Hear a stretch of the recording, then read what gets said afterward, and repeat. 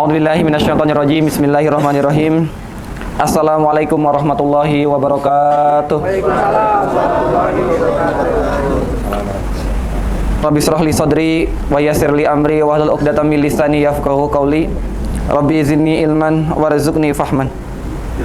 Alhamdulillahilladzi nahmaduhu haqqa hamdi wa nashkuruhu haqqa syukri wa na'buduhu haqqa ibadati wa nujahidu fi sabili haqqa jihadi wa natawakkalu alaihi haqqa tawakkuli. Wa salawatullahi wa salamuhu ala khairi khalqi nabihi wa rasulih wa ala alihi wa ashabihi wa man sara ala nahjihi wa ihtada bihadihi ila yaumil liqaihi. Subhanallah ilma lana illa ma 'allamtana innaka antal alimul hakim. Amma ba'du. Pertama-tama yang paling utama, marilah kita panjatkan puja serta syukur kita ke hadirat Allah Subhanahu wa taala. Yang mana berkat limpah kasih sayangnya kita selalu diberikan kesehatan jasmani dan rohani sehingga kita bisa berkumpul bertatap muka dan melaksanakan sholat zuhur berjamaah di mushola yang penuh barakah ini. Amin amin ya rabbal alamin. Salawat beriringkan salam selalu terlimpah curahkan kepada baginda kita habibana wa syafi'ina wa dukhrina maulana Muhammad sallallahu alaihi wasallam. Allahumma shalli wa sallim wa barik alaihi. Jemaah salat zuhur yang dirahmati Allah, masih pada puasa? Masih puasa? Ya. Insyaallah bulannya. Ya. Jangan bulannya doang bulan puasa. Kitanya malah enggak puasa. Ya, usahain. Emang wajib, bukan diusahain, emang wajib. Ya. Kutiba udah wajib tertulis. Jadi puasa fardu yang kita lakukan selama 1 bulan, ya dari 300 dari banyaknya hari yang kita lalui dalam 1 tahun, ya cuman kita diminta 30 hari atau dalam waktu 1 bulan. Ya, kita maksimalkan karena dalam bulan suci Ramadan ini nggak banyak orang yang bisa melakukannya. Ya, nggak banyak orang yang bisa bertemu dengan bulan suci Ramadan. Ada orang yang mau bertemu bulan suci Ramadan, ada yang meninggal, ada yang tertabrak, segala macam banyak banget. Harapannya dia pengen bertemu dengan bulan suci Ramadan. Nah, bagi kita-kita yang masuk ke dalam suci Ramadan, jangan sampai kita sia-siakan. Ya, karena setiap amalan, sekecil apapun amalan yang kita lakukan, itu akan dilipat gandakan. Ya. Alhamdulillah pada kesempatan siang hari ini, saya akan sedikit bercerita tentang kisah di dalam Al-Quran. Ya, karena dalam Al-Quran itu berisikan sebagian tentang hukum, tentang cerita, banyak sekali tentang pembelajaran-pembelajaran yang bisa kita ambil, yang bisa kita petik dari Al-Quran. Materi pada siang hari ini yang akan saya bahas yaitu tentang kebun yang musnah sekejap gegara karena makar yang jahat. Apa itu makar? Ada yang tahu makar itu apa? Apa makar? Makar. Ada yang tahu makar? Kalau mobil.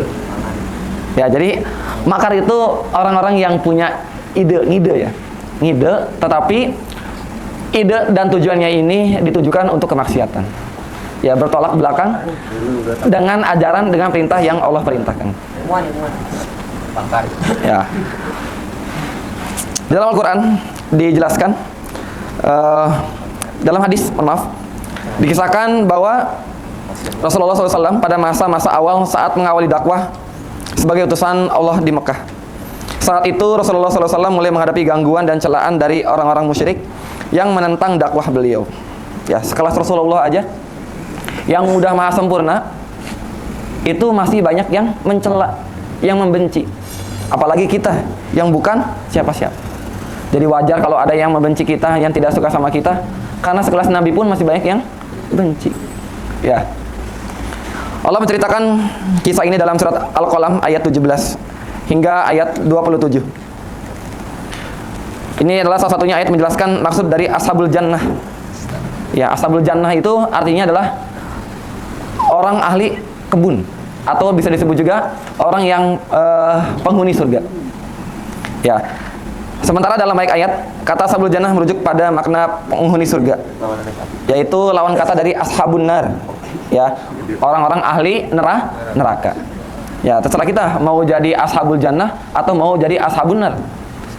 Ya, ashabul jannah itu penghuni surga, ashabun nar penghuni neraka. Gunanya asal benar apa? Ya, ada yang mau jadi ashabun nar?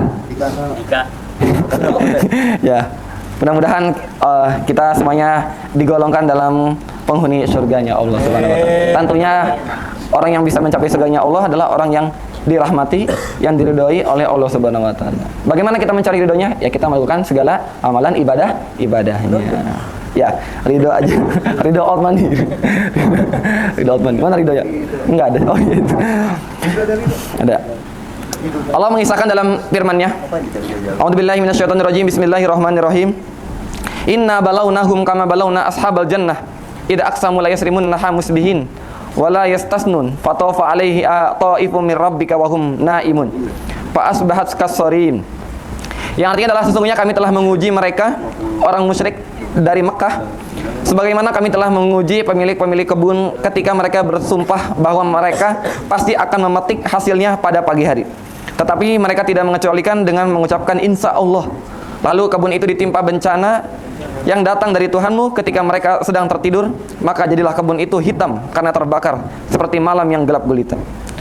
Disambung lagi dalam ayat 21, fatana daw musbihin anikdu ala harsikum in kuntum sharimin. Fantalaku wa hum yatakhafatun alla yadkhulanna hal yauma alaikum miskin wa gadaw ala hardin qadirin falamma ra'aha qalu inna ladallun bal nahnu mahrumun. Yang artinya adalah lalu mereka saling memanggil pada pagi harinya. Pergilah pagi-pagi ke kebunmu jika kamu hendak memetik hasil. Mereka pun berangkat sambil berbisik-bisik pada hari ini jangan sampai ada orang yang miskin yang masuk ke dalam kebunmu. Berangkatlah mereka pada pagi hari dengan niat menghalangi orang-orang miskin. Mereka mengira mampu melakukan hal itu. Ketika melihat kebun itu mereka berkata, sesungguhnya kita benar-benar orang sesat, bahkan kita tidak memperoleh apapun. Nah, dari ayat tadi menjelaskan bahwasanya siapakah ashabul jannah dan apa yang mereka lakukan hingga Allah mengabadikan kisah mereka dalam firman. Jadi ada sebuah cerita pada zaman dahulu. Ya, dahulu kala ada petani. Ya, petani kebun itu dalam sebuah keluarga punya seorang ayah yang mulia, yang baik dan yang sangat dermawan. Ia adalah seorang mukmin yang selalu memperhatikan hak-hak Allah pada harta, buah-buahan dan tanamannya. Pada waktu itu kebunnya memberikan hasil yang melimpah lagi berkah. Nah, jadi pada saat itu ada orang yang bapak-bapak ya, orang yang soleh, suka melihat, memperhatikan orang-orang miskin, orang-orang fakir, ya orang-orang yang tidak mampu. Ketika punya apa-apa pasti dia sedekahkan, dia berikan hasil panen yang dari kebun yang dia miliki. Setiap masa panen tiba, sang ayah memanggil orang-orang miskin untuk ikut menikmati hasil kebunnya. Orang-orang miskin datang dengan membawa keranjang, ada pula yang mengambil dengan kedua tangan mereka sekedar untuk menikmati hasil panen dari kebun itu. Nah, ketika waktu panen tiba, nah bapak-bapak ini enggak cuman menikmati hasil panen dia, itu untuk keluarganya atau buat dia sendiri enggak, tapi dipanggillah tetangganya, dipanggillah orang-orang yang sering lewat di jalanan, dipanggillah orang-orang yang sedang kelaparan. Ya, jadi biar apa? Biar bisa menikmati hasil dari kebun yang panenan dari hasil mereka kebun. Nah, qadarullah, ayah yang baik ini tahu betul bagaimana memanfaatkan hasil kebunnya. Nah, kita kadang kalau lihat, ya kalau misalnya kita nih lihat ada kebun rambutan, ada kebun mangga, terus kita ngelihat tahu nih orangnya pelit, ya biasanya apa yang kita lakukan? Maling, ya kita kita timpuk atau kita sengget, kita naikin, dah pokoknya wah orangnya pelit banget nih, mumpung lagi nggak ada dia kita ambil aja. Nah tapi orang ini enggak, jadi dia tetap kalau ada yang lewat ditawarin, mau ngambil nggak buahnya, diambil. Nah, singkat cerita, bapak-bapak atau ayah yang soleh ini meninggal dunia. Anak-anaknya pun memakamkan ayah mereka dengan baik. Nah, mereka sedih dan menangis atas kematian sang ayah. Dan ayah ini mewarisi kebun yang mewah atau kebun yang telah berisi banyak buah-buahan.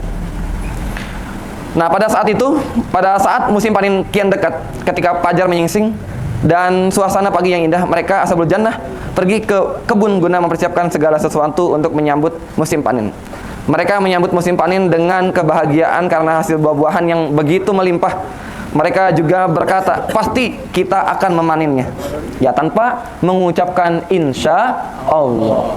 Nah ini, jadi kalau misalnya kita mau ada apa-apa, ya mau ngelakuin apa besok pagi, atau mau 1 jam kemudian kita mau ngelakuin apa, didahulukan dengan kata insya Allah. Ya, karena semuanya sudah kehendak dari Allah. Kalau kita nggak membiasakan berucap insya Allah, ya itu bisa jadi harapan atau hal-hal yang akan kita rencanakan itu tidak akan terjadi. Nah, lalu di antara anak pemilik kebun tersebut berkata, ya ketika udah waktunya panen mau datang, kebetulan ayahnya juga meninggal. Nah, akhirnya ucaplah makar daripada anak-anaknya. Nah, anak-anaknya bilang begini, harta ini hanya sedikit, jadi panennya itu cuma sedikit. Sementara keluarga yang kita tanggung teramat banyak, kita tidak dapat melakukan apa yang dahulu dilakukan oleh ayah kita. Nah, jadi mereka itu bersepakat makar, punya ide, punya gagasan, bahwasanya panen yang mereka hasilkan dari kebun ayahnya itu enggak boleh disebarkan atau enggak boleh diberikan kepada orang-orang di sekitarnya. Akhirnya mereka sepakat untuk tidak memberi hasil panennya kepada orang-orang sekitarnya. Ya, padahal orang tuanya mengajarkan, ya kalau misalnya ada sebagian hasil bumi atau hasil panennya diberikan kepada fakir miskin. Tapi mereka ketika mau akan memanen hasil dari buahnya, mereka menghalangi, ya mereka menutupi, mereka enggak memberikan sedekah dari hasil yang mereka petik.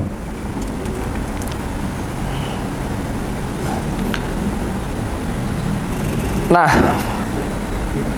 dari kejadian tadi, ya qadarullah, setelah mereka bersepakat tentang hasil panen yang ia dapat itu tidak diberikan kepada orang, akhirnya ya mereka sepakat untuk mengambil semua hasil panennya untuk dimakan sendiri, untuk dijual sendiri. Ani dahulu kita tidak memberikan sebagian hasil panen kepada orang miskin, niscaya kita tidak menjadi lebih kaya dari sekarang. Ini adalah hitungan matematis. Ya, jadi ada sebagian anak yang bilang, coba kalau misalnya kita, jadi ini hitung-hitungan matematika logika, ya, hitungan matematika dunia. Jadi mereka cuman perhitungannya cuman untuk memperhitungkan kebutuhan mereka. Mereka tidak mengenal dengan perhitungan matematika langit.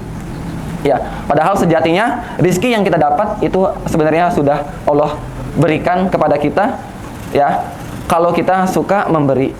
Nah, makanya jadikan di dalam bulan suci Ramadan ini kita memberikan sedekah kita sebanyak-banyaknya. Ya, kita bisa memberikan takjil gratis, ya. Jadi suasana bahkan ekonomi juga ikut tumbuh ketika bulan suci Ramadan itu datang. Ya, ada yang tiba-tiba jualan gorengan, jualan kolak. Nah, itu adalah berkah yang lain yang tidak didapatkan di bulan-bulan lainnya. Nah, ketika mereka bilang sepakat untuk tidak memberikan hasil panennya, inilah awal petaka yang menyebabkan para pemilik kebun kehilangan keberkahan. Bahkan mereka kehilangan kebun dan gagal panen. Keindahan kebun mereka lenyap saat mereka tidur. Kebun mereka terbakar, hangus tak tersisa. Padahal esok harinya mereka bersiap akan panen raya. Pada akhirnya mereka tidak bisa panen, hilanglah rezeki yang mereka nantikan sepanjang tahun. Hanguslah kebun mereka, musnahlah buah-buahan yang menyejukkan pandangan. Sirnalah impian untuk menggenggam harta yang berlimpah, pupuslah kesempatan untuk bersedekah. Itulah azab di dunia. Nah, setelah mereka makar, sepakat tidak memberikan hasil panennya untuk dilimpahkan kepada orang miskin, kepada orang fakir, mereka siap-siap pada pagi hari untuk memanennya. Malamnya dia tidur dulu, santai-santai dulu. Paginya dia dengar kabar bahwasanya kebun dia sudah terbakar. Kenapa? Karena lantaran mereka makar. Ya, makar itu adalah memberikan pernyataan tentang kemaksiatan. Nah, bahkan Rasulullah SAW bersabda, "Mana qasat shadaqatun min malin." Yang artinya adalah tidaklah sesuatu pemberian sedekah itu mengurangi banyaknya harta. Nah, kalau kita punya harta, ya kita habis gajian. Makanya adalah ya di Syariah Mobilindo, ya jadi ketika kita berjualan, kita ada harta yang kita sisihkan, ya entah untuk kebutuhan umat. Nah, jadi kesimpulan yang bisa kita dapatkan dari peristiwa tadi dalam surat Al-Qalam, bahwasanya hak yang mestinya kita keluarkan, yang mestinya kita sedekahkan, itu jangan dimakan sama kita semua. Ya, wa fi amwalihim haqqul lisaili wal mahrum, karena ada jatah untuk orang-orang yang membutuhkan. Di antaranya siapa? Anak yatim. Ya, anak yatim itu membutuhkan. Ya. Anak yatim, terus fakir, duafa. Ya. Kalau Jabir mah udah bisa apa namanya? Dia mah udah financial freedom dia mah Jabir. Ya, janda, jendes. Kalau bisa mah jandanya lain gitu mah. Jandanya lain. Oke, mungkin itu aja yang materi yang bisa saya sampaikan. Mudah-mudahan bisa bermanfaat untuk kita semua. Ilaliko, wassalamualaikum warahmatullahi wabarakatuh. Iya, terus teman-teman, jadi nanti hari